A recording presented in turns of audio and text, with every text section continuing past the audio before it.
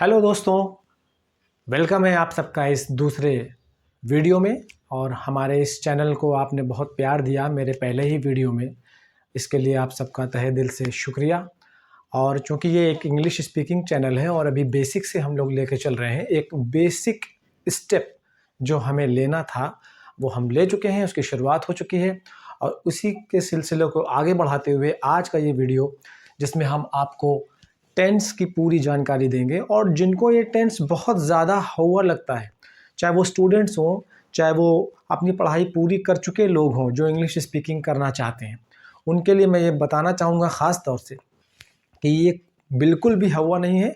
और मेरा ये वादा है आपसे कि आज का ये वीडियो देखने के बाद आप ज़िंदगी में कभी भी टेंस नहीं भूलेंगे। क्योंकि अब हम लोग इंग्लिश स्पीकिंग में जा रहे हैं, उसमें थोड़ा पहला स्टेप लेने जा रहे हैं, तो इसके लिए थोड़ा तो हमें टेंस की जानकारी होनी चाहिए। मैं बेसिक चीज़ आपको ये बताना चाहूँगा कि टेंस में जो हम लोग जितने भी तरह के सेंटेंस बोलते हैं, इसमें जो सेंटेंस, वो बातें जिसमें कोई काम हो रहा है, कोई ना कोई काम किया जा रहा है। एक सीधी सी बात मैं आपसे बोलूं, वो खेलता है। अब फिर मैं आपसे दूसरा सेंटेंस बोलूं कि वो भूखा है, तो इन दोनों सेंटेंस में किसमें काम हो रहा है? वो खेलता है। खेलना एक काम है, वो खेल रहा है, एक काम कर रहा है, वो खेलता है। और वो भूखा है, इसमें कोई काम नहीं हो रहा है, वो भूखा है। तो कुछ सेंटेंस जिनमें कुछ काम हो रहा है, उन सेंटेंस का ट्रांसलेशन करने के लिए हमें टेंस की जानकारी ज़रूर होनी चाहिए।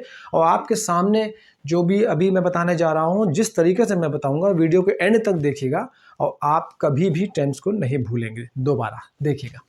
तो टेंस में आप ये मान के चलिए कि जो टेंस है वो एक परिवार के मुखिया की तरह है। और इस परिवार के मुखिया के, इस टेंस के 3 बेटे हैं। पहला प्रेजेंट, दूसरा पास्ट और तीसरा यह आपके सामने फ्यूचर। तो इनके भी 4 बच्चे हैं। अब हम इसको इस तरह से देखेंगे कि नेम सबके सेम होंगे इन तीनों के सेंस में। आप फिर से ध्यान से देखेंगे, प्रेजेंट टेंस में आपको पहला मिलेगा इंडेफिनिट, फिर कॉन्टिन्यूअस, फिर परफेक्ट और परफेक्ट कॉन्टिन्यूअस।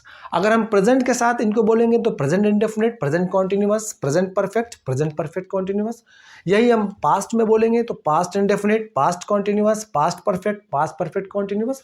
और जब फ्यूचर के साथ बोलेंगे तो फ्यूचर के साथ भी future indefinite, future continuous, future perfect tense और फ्यूचर परफेक्ट कॉन्टिन्यूअस। शुरुआत हम करेंगे प्रेजेंट टेंस से। तो प्रेजेंट के इंडेफिनिट टेंस में अब हम आते हैं। वह वाक्य जिनके अंत में ता है, ती है, ते है आता है, वो कहलाते हैं प्रेजेंट का इंडेफिनिट टेंस। बहुत सिंपल सी बात है। वो खेलता है, वो हंसता है, वो जाता है, वो आता है, मैं जाता हूँ, मैं आता हूँ, मैं खेलता हूँ। Present indefinite tense. अब प्रेजेंट इंडेफिनिट टेंस को हम जब ट्रांसलेट करने जा रहे हैं तो उसका स्ट्रक्चर एक शॉर्ट में आपको समझाने की कोशिश की गई है। इसमें इस तरह का सेंटेंस में लगेगा वर्ब की फर्स्ट फॉर्म, वर्ब की फर्स्ट फॉर्म और उसके साथ एस या ईएस भी जुड़ेगा। अब ये एस या ईएस किस केस में एस या ईएस जुड़ता है और कहाँ एस या ईएस नहीं जुड़ता है, ये आपको वीडियो में हम आगे आपको अभी समझाएंगे, भी बताएंगे। इसमें ये ख़ास तौर से ध्यान रखिएगा, ये डू या डज, ये डू या डज का जो संबंध है वो इसी इंडेफिनिट टेंस से है। किस तरह से है ये भी अभी आपको देखने को मिलेगा। अभी आपने देख लिया प्रेजेंट इंडेफिनिट के में वाक्य के अंत में ता है, ती है, ते हैं आता है और इसका ट्रांसलेशन करने के लिए वर्ब की फर्स्ट फॉर्म के साथ एस या ईएस लगती है। और डू या डज इनका यूज़ निगेटिव और अफर्मेटिव में करते हैं। देखना, हम लोग किसी वाक्य को 3 तरह से बोलते हैं ना, जैसे वो खेलता है, वो नहीं खेलता है, क्या वो खेलता है। तो पहला मैंने बोला वो खेलता है, दैट इज अफर्मेटिव। वो नहीं खेलता है, दैट इज नेगेटिव। और फिर मैंने क्वेश्चन पूछा क्या वो खेलता है, दिस इज इंट्रोगेटिव। तो पहला जो अफर्मेटिव हो उसको अगर हम छोड़ दें तो नेगेटिव और इंट्रोगेटिव में ये डू या डज का यूज होता है। कैसे होता है ये आपको हम आगे बताएंगे। नेक्स्ट मैं चलूं कॉन्टिन्यूअस टेंस में। कॉन्टिन्यूअस टेंस में अगर आप आएंगे तो ये सेंटेंस खेलने को ही मैं अगर ले लूं तो वो खेल रहा है, रही है, रहे हैं। जिन सेंटेंस के लास्ट में रहा है, रही है, रहे हैं आता है, वो प्रेजेंट के कॉन्टिन्यूअस टेंस कहलाते हैं, प्रेजेंट कॉन्टिन्यूअस टेंस कहलाता है। उनके ट्रांसलेशन के लिए इज, एम, आर, ये इज, एम, इज या एम या फिर आर का यूज करके वर्ब की फर्स्ट फॉर्म में आईएनजी लगता है। It's very simple, is, am, are और वर्ब की फर्स्ट फॉर्म में आईएनजी। वर्ब की फर्स्ट फॉर्म में आईएनजी, प्ले, अब हम आईएनजी लगा दिए तो playing, come, coming, go, going, तो सो आईएनजी लगाते हैं। अब आया परफेक्ट टेंस, चुका है, चुकी है, चुके हैं। जिन वाक्य के अंत में चुका है, चुकी है, चुके, इसमें एक बहुत इंपॉर्टेंट बात मैं मेंशन करना चाहूँगा कि जैसे वो खेल चुका है, ओके, अभी मैंने ये बोल दूं कि मैं ये बोल दूं कि उसने खेल लिया है, उसने खेल लिया है। अब यहाँ चुका नहीं आया तो अब आप ये सोचेंगे कि चुका तो नहीं आया, बट अब आप मीनिंग समझिए, उसका सेम मीनिंग है दोनों सेंटेंस का, तो वहाँ भी हम ये समझ जाएंगे कि ये परफेक्ट टेंस से काम हो चुका है, यानी वो खेल चुका है। तो वो खेल चुका है, चुका है, चुकी है, चुके हैं। तो इस सेंटेंस में ये वाले जो टेंस होंगे, इस तरह के जो सेंटेंसेस होंगे, चुका है, चुकी है, चुके हैं, जिनके लास्ट में आता है, इनका ट्रांसलेशन करने के लिए हैज़ या हैव के साथ में वर्ब की थर्ड फॉर्म यूज होती है, याद रखिएगा। और वर्ब की 3 फॉर्म्स होती है, मैं आपको बता रहा हूँ, बहुत ध्यान से सुनिए। वर्ब की 3 फॉर्म्स होती हैं, वर्ब की first form, second form, third form. कौन सी फॉर्म कहाँ यूज होती है, ये अभी आप पूरे वीडियो को एंड तक देखेंगे, आप ये समझ जाएंगे और कभी भूलेंगे ही नहीं कि कहाँ पे कौन सी फॉर्म यूज हो रही है। तो परफेक्ट टेंस में आ गया हैज़ या हैव के साथ वर्ब की थर्ड फॉर्म यूज होती है। अब इसमें एक आया लास्ट में परफेक्ट कॉन्टिन्यूअस टेंस, यानी प्रेजेंट परफेक्ट कॉन्टिन्यूअस टेंस। मैं आपको सच बताऊं, जब मैं अपने स्टूडेंट लाइफ में था तो मुझको भी सबसे ज़्यादा डर इसी टेंस से लगता था। ऑब्वियसली और भी स्टूडेंट्स हैं, जितने भी लोग हैं, उनको सबसे ज़्यादा डाउट्स और सबसे ज़्यादा प्रॉब्लम इसी टेंस से होती है, लेकिन इसमें कुछ भी नहीं है। आप ध्यान से देखेंगे, इसमें भी वाक्य के अंत में रहा है, रही है, रहे हैं आता है, क्योंकि ये जो आता है ये समय के लिए आता है। अब कोई व्यक्ति किसी काम को कर रहा है तो वो कब से कर रहा है, जब ये भी मेंशन होता है सेंटेंस में, वो खेल रहा है, मैंने लिया था सेंटेंस शुरू में, वो खेल रहा है, तो वो शाम से खेल रहा है या वो 2 बजे से खेल रहा है, तो इसमें समय मेंशन हो गया, तब ये सेंटेंस कहलाते हैं present continuous, present perfect continuous, sorry, present perfect continuous tense कहलाएगा। और इसमें इनके ट्रांसलेशन के लिए हैज़ या हैव के साथ बीन, इसे याद रखिएगा, अभी इसका भी आपको बताता हूं मैं। हैज़ या हैव के साथ बीन प्लस वर्ब की फर्स्ट फॉर्म और आईएनजी, और साथ में समय जो हम जोड़ेंगे लास्ट में, उसके साथ या तो सिंस या तो फॉर। अब सिंस किसके साथ यूज होगा, फॉर किसके साथ यूज होगा, ये आपको अभी मैं आगे की इसी वीडियो में आगे ही आपको बताता हूँ, इसलिए वीडियो को एंड तक जरूर देखिएगा आप, और देखते जाइए, धीरे धीरे आपको सारी चीजें क्लियर होती चली जाएगी। प्रेजेंट इंडेफिनिट कॉन्टिन्यूअस परफेक्ट और प्रेजेंट परफेक्ट कॉन्टिन्यूअस टेंस के बाद जैसे ही हम पास्ट में आएंगे, जैसे ही हम पास्ट टेंस की बात करेंगे, तो आपके सामने आ गया पास्ट इंडेफिनिट में ता था, ती थी, ते थे।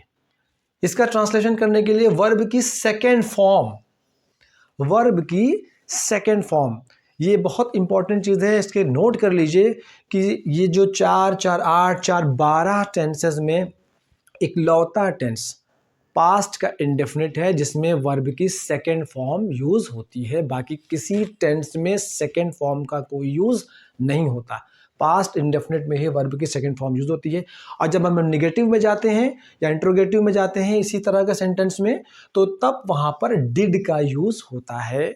ये भी मैं आपको बताऊंगा आगे कि डिड का यूज कहाँ करते हैं, कैसे करते हैं, और किस प्रकार से इसको हम ये टेंस जानने के बाद, टेंस की थोड़ी जानकारी लेने के बाद हम इंग्लिश स्पीकिंग में कैसे इसको लेकर के आएंगे। आगे चलते हैं। पास्ट का कॉन्टिन्यूअस टेंस, जिस प्रकार से प्रेजेंट के कॉन्टिन्यूअस में देखा था आपने, रहा है, रही है, रहे हैं, अब इसमें है की जगह पे हमने था, थी, थे कर दिया, रहा था, रही थी, रहे थे। ये पहचान है कॉन्टिन्यूअस टेंस की, पास्ट कॉन्टिन्यूअस टेंस की। तो इसके ट्रांसलेशन के लिए वॉज या वर, ये आ गई हेल्पिंग वर्ब्स, वॉज या वर प्लस वर्ब की फर्स्ट फॉर्म के साथ आईएनजी, वर्ब की फर्स्ट फॉर्म के साथ आईएनजी। अब अगर मैं उसी सेंस में सेंटेंस बोलूं, वो खेलता है, वो खेल रहा है, वो खेल चुका है, वो 2 बजे से खेल रहा है, अब हम यही सेंटेंस पास्ट में का, वो खेलता था, वो खेल रहा था, वो खेल चुका था, वो 2 बजे से खेल रहा था। तो बिल्कुल उसी प्रकार से अब आ गए हम इसमें परफेक्ट टेंस में। पास्ट परफेक्ट टेंस में आप देख लेंगे वाक्य के अंत में आता है चुका था, चुकी थी, चुके थे। और इसके ट्रांसलेशन के लिए आप देख सकते हैं हैड, HAD, हैड के साथ प्लस वर्ब की थर्ड फॉर्म। अब एक खास बात आपने नोट की कि परफेक्ट टेंस चाहे प्रेजेंट का हो चाहे पास्ट का हो, अभी फ्यूचर भी बताता हूं मैं, परफेक्ट टेंस ही वो टेंस है जिसमें वर्ब की थर्ड फॉर्म यूज होती है, चाहे वो प्रेजेंट का हो, चाहे वो पास्ट का हो, चाहे वो फ्यूचर का हो। तो परफेक्ट टेंस में ही वर्ब की थर्ड फॉर्म यूज होती है। अब आते हैं हम चौथे में, पास्ट का ये चौथा वाला आया perfect continuous. Past perfect continuous, वाक्य के अंत में रहा था, रही थी, रहे थे आएगा समय के लिए। इसमें ट्रांसलेशन के लिए हम यूज करेंगे हैड के साथ been, had plus been, verb की फर्स्ट फॉर्म के साथ ING आएगा, और समय दर्शाने के लिए हम यहाँ पर उसको सिंस या फॉर यूज करेंगे। ये डिपेंड करेगा वो समय निश्चित है या अनिश्चित है। अब हम बात करेंगे प्रेजेंट और पास्ट के बाद फ्यूचर टेंस की। फ्यूचर टेंस में आप देख सकते हैं फ्यूचर इंडेफिनिट टेंस की पहचान बहुत ही आसान है। गा गी गे, वो खेलेगा, गा गी गे। विल या शैल प्लस वर्ब की फर्स्ट फॉर्म। एक बात मैं आपको बताना चाहूँगा, इंग्लिश स्पीकिंग में अब जो लेटेस्ट इस समय चल रहा है, जो आज के फैशन में है, शैल गायब हो चुका है। इंग्लिश स्पीकिंग में मोस्टली अब विल ही यूज़ किया जाता है, लेकिन जब हम स्पीकिंग सेंस में जाएंगे तब हम देखेंगे। लेकिन अभी आप इस चीज़ को टेंस समझ रहे हैं, तो इस टेंस को समझने के लिए ये पूरी जानकारी होना ज़रूरी है। विल या शैल, किसके साथ विल लगेगा, किसके साथ शैल लगेगा, ये आपको आगे मैं बताऊंगा। अब ये आया फ्यूचर में गा गी गे, विल या शैल लगता है, इसमें वर्ब की फर्स्ट फॉर्म लगती है। अब आ गए हम फ्यूचर के कॉन्टिन्यूअस टेंस में, रहा होगा, रही होगी, रहे होंगे वाक्य के अंत में।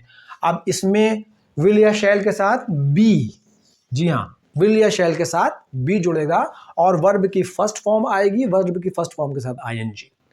और इसी तरह से आप अगर देखेंगे फ्यूचर परफेक्ट टेंस में चुका होगा, चुकी होगी, चुके होंगे, ये वाक्य के इसकी पहचान है, वाक्य के अंत में ये आता है। और इसका ट्रांसलेशन करने के लिए आप देख सकते हैं विल या शैल के साथ हैव आएगा, और हैव के साथ जुड़ता है वर्ब की थर्ड फॉर्म। जैसा कि अभी मैंने आपको बताया था, परफेक्ट टेंस चाहे वो प्रेजेंट परफेक्ट हो, चाहे पास्ट परफेक्ट हो, चाहे फ्यूचर परफेक्ट हो, इन परफेक्ट टेंसेस के साथ हमेशा वर्ब की थर्ड फॉर्म ही आती है।